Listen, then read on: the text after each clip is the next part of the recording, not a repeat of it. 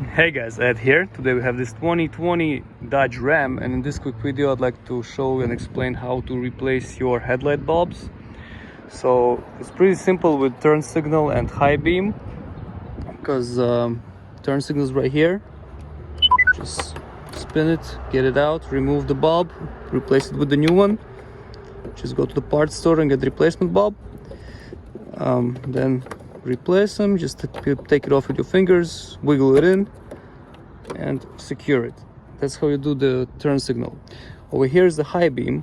To do that you have to spin the lid. Okay, spin the lid, the bulb is inside, grab it with the fingers, spin it and get it out. Okay, same way, just pressing the connector here, remove the bulb from connector, replace it. What is this?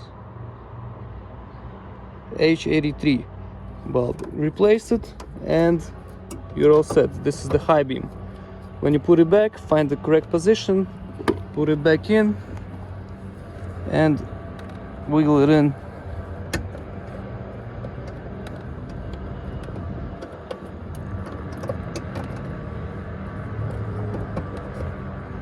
And just spin it till it's secure. It shouldn't move.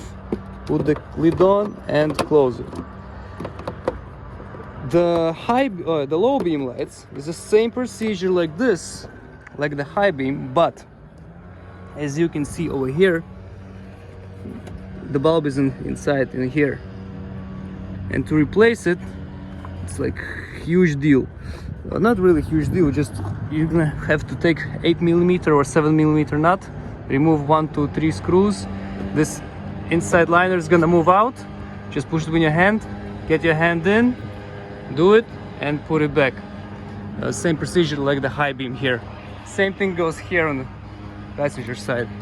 Okay, 1, 2, 3 screws, get them out and you can get your hand in and do the procedure.